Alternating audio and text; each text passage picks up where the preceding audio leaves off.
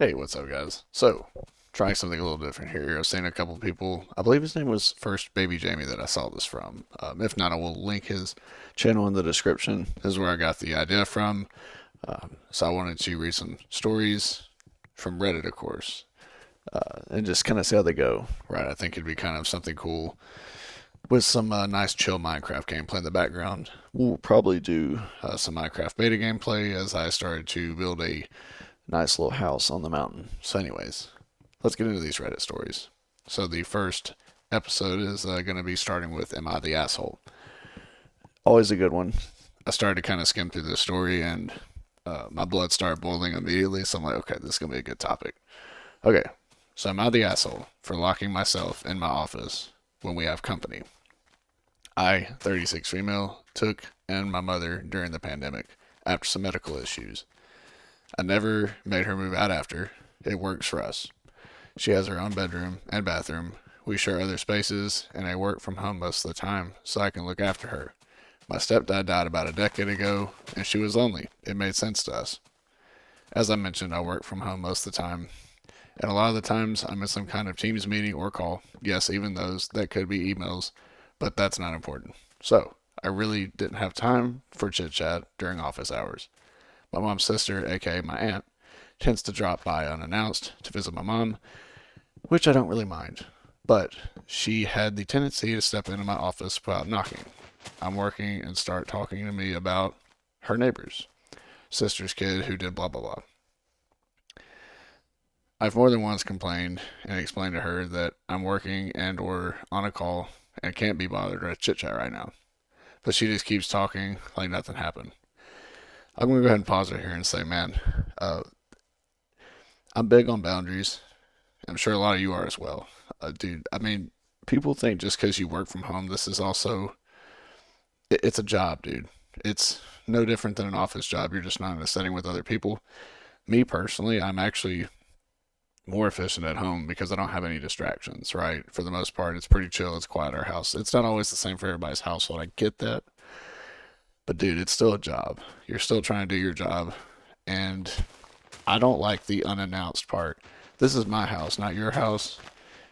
It would be different if it was her mom's house and that was stopping by unannounced, right? But this is her house and you're coming by unannounced. I'm like, okay, listen, that's already, I don't like that. But, anyways, let's keep going. So, today, she actually announced to my mom that she was coming over. I reminded my mom to tell her that I'm working and on calls and cannot be disturbed, and my mom agreed she would let her know not to bother me. But just to be safe, I locked my door so she couldn't walk in. Despite my mom telling her, she came upstairs and tried to open the door. When it didn't open, she started knocking and calling out, "Hello, it's me, open up." I didn't respond at first as I was on a call with a client, but she kept banging on the door so loudly that I ended up having to put the client on hold. I told her without opening the door that I was on a call and you cannot talk right now, and my aunt left in a huff. Now she's bombarding my mom with texts about how rude I was for locking my office, knowing I have company. So, am I the asshole? Okay, so I have a lot to say, but the main thing is, again, kind of what I reiterated earlier. Look, man, it's not your house. I've always been a huge advocate of I don't like pop-in visits.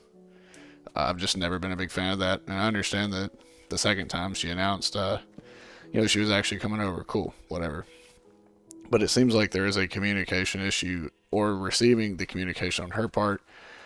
She was just not hearing what the poster had said. That makes me really mad because I'm thinking if I was in her shoes, I mean, you would have already got cussed out. I think most of you could agree that that's fair. But, I mean, that's a wrap right after that. But we do have an update.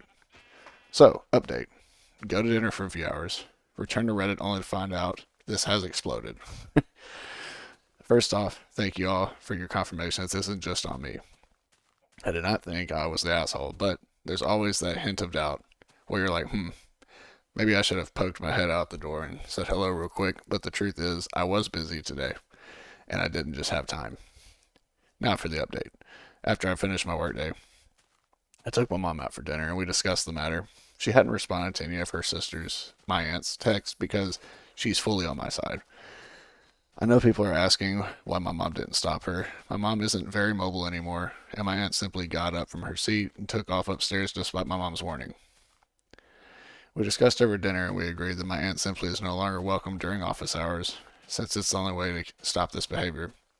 Either she can pick up my mom and go to a coffee shop and talk, come after office hours, or come on one of the days when I don't work in office. My aunt seems to be pretty pissy about it, calling their brother, my uncle, to complain also. But he texted me earlier saying he told her how wrong she was, and apparently her husband had also told her that she was wrong, so now she's currently stomping her feet at home because everybody's saying she's wrong. Delightful woman she is. Remind me to one day post the story about her Disneyland trip. I look forward to seeing that. Anyways, too long didn't read. My mom and I decided she's no longer welcome in my house during office hours. Update to the update. So we got even more lore. This is the Cliff Notes version of Disneyland story. Oh, do we do get the let's go. Okay, okay. Oh, this is a really long story. Okay. Okay, so she has twin boys. And for their birthday, she had booked a trip to take them and one of our friends out to Disneyland. Go to place, by the way. I've heard, I haven't actually been, but my wife says it's fantastic. That was me talking, not the poster. But anyway, back to the story. The friend ended up canceling last minute, told me that if I paid the friend's share, I could go. Reasonable enough. I figured, why not? I was 16 at this time of the story, and she's 20 years old. I'm assuming the friend that she's talking about. I'm European, so this is Disneyland Paris I'm talking about. Ah, okay, understood. Not the same thing I was thinking about. And so I'm not from France, so this was an international trip. This becomes more important later. My cousins are maybe 10-ish at this time. So, anyways, we're at the parks, and she has been a menace all trip already, but I'm dealing with it. It's the last day, about 5 hours before we had to take our train back home. International traveling train, customs, etc., like a plane would be, but less boarding time. One of my cousins wants to go on the rock and roll roller coaster. The other one doesn't. The line is about 5 minutes or less, so my aunt tells me to go with him, and she'll wait at the end with our bags. So I leave my bag containing my phone and my ID, my money, and everything is in her care. Peak anxiety moment for me. I would, dude, I would be so scared of that. 10 minutes later, me and my cousin get off the ride, and she is gone. So I start looking around and cannot find her. About after half an hour of waiting, maybe they went to the bathroom or something, still nothing. We go to check the bathrooms, neighboring rides. It works, no aunt at all. I have no phone on me to call her, and with us having to leave for the train in 4 hours, I got nervous. I'm a 16-year-old with a 10-year-old at my hand and no money, no ID, and no phone. Nothing. So I decided to go to the Lost Kids department and explain the situation. They end up calling her through the park's intercom. Another hour goes by, no aunt. I remember my dad's phone number back home, so I used Disneyland landline to call him. He tries calling her cell phone. My cell phone, no response whatsoever. At this point, I have like an hour or less before the train leaves, and I'm in hysterical because I can't board this train without my money or ID, let alone with another minor. My cousin at this point, seeing my panic, is crying his eyes out as well, so I'm having to deal with that and a scared child at the same time, barely being an adult myself.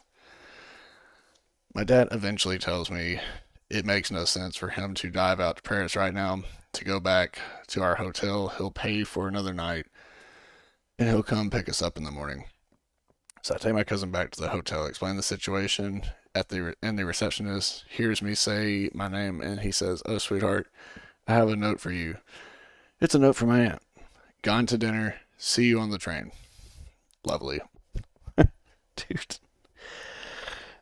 I mean, I'm just going to go ahead and stop for just a moment and say I think we can agree there are certain people, and I think almost every family has at least one of these types of people that literally should be in a padded cell.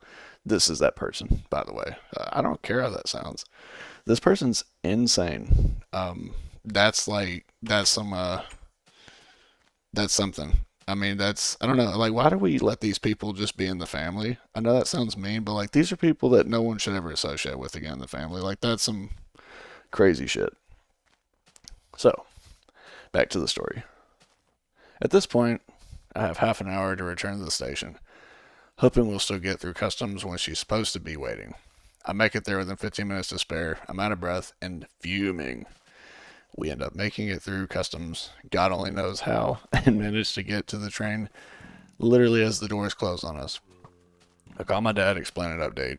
He is also fuming at this point, to which my aunt turns to me and goes, I don't know why you're so mad.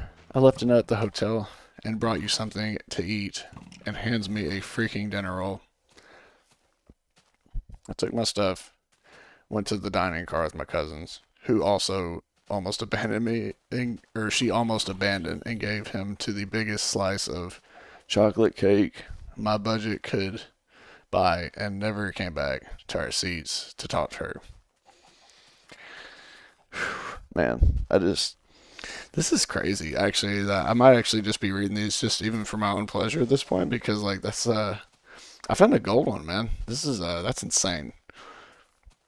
Also, as we read these stories, feel free to comment down below what you think about each one, and I'll try to divide them up in the description so you can kind of read through it as you want to. I'll also link the stories per section in the description, so like I said, you can read along if that's your kind of thing.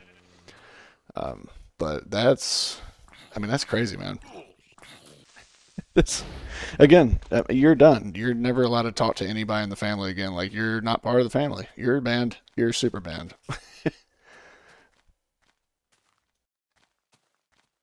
Okay, so the next story. Am I the asshole for refusing to punish my daughter after she blew up on the class clown that she didn't want at her birthday party? Now, I had to check this out because the title got me. It just sounds funny, but wait till you hear this one, guys. Okay, so my daughter is 13, and she goes to the small school. Her grade has only 18 students, 10 boys, 8 girls. My daughter has only other friends from the sports team that goes.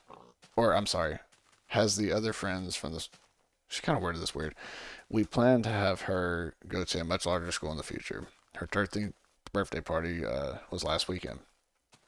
And I asked who she wanted to invite. She only wanted to invite 7 of the girls from her class and 5 from her soccer team. The one girl she doesn't want to invite is named Kelly. I don't know if that's her real name. Sorry if you're getting doxxed, Kelly, but honestly, you had it coming. Just watch. Let's listen. My daughter doesn't like Kelly. She's the class clown in the grade, and my daughter finds her quite annoying and attention seeking. Asked her why and she didn't want her there, and her response was, she ruins school for me all the time. I don't want her to ruin my birthday. Fair enough. I agreed with her list and sent the invites out. My ex-wife is invited to all the major milestones ahead of us doing separate events. I learned an hour before the party that my ex-wife sent an invite to Kelly. Since her mom found out about the party, my daughter was not happy to see her. It was a surprise for her. I told her to enjoy the party anyways. It was going well until the cake came out. My daughter wanted a glitter cake. I guess whenever you blow a cake out, the candles and glitter goes everywhere. I've not seen such a thing, but that's kind of cool. I hadn't seen one of those. While everyone was around the cake, Kelly took her 2 fingers and swiped the icing off the top layer of cake, ruined it. Of course, the daughter lost it. She yelled at Kelly, basically saying, "What is wrong with you? This is why I don't invite you to anywhere and you ruin everything."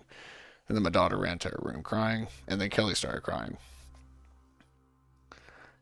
And then Kelly's parent is wanting an apology. My ex-wife wants her to apologize as well. I've got something to say about that in a second, but we'll get to that. I'm refusing to make her do that, or to punish her at all. I pointed out that my ex never should have invited her, and to the mom that her child ruined the cake, and that they're the 12-year-olds, they should know better. I mean, 12 years old, dude, you're almost a teenager. You know better. You're nearly in high school. Come on now, let's get real with Dr. Phil. They're calling me an ass, and my daughter's just upset. Hey, look, respect to the dad for just sticking up for his daughter. I mean, obviously you should. It's your kid, but look, man, it is what it is. Raise your kids right, or we will have to raise them right. You know what I'm saying? But that's kind of the thing too. I wanted to roast the ex-wife a little bit. Here's the deal. There is one thing that I've noticed. Whenever it sounds like, obviously, he's being an ex, they co-parent. It sounds like, and I don't know their whole situation, right? But dude, when it's big events, when you're co-parenting, you've both got to be on the same page. I don't care if you left amicably or not. At this point, you throw that out the window, and it's about your kids. I don't give a damn. You gotta take care of the kids, man. You gotta be on the same page.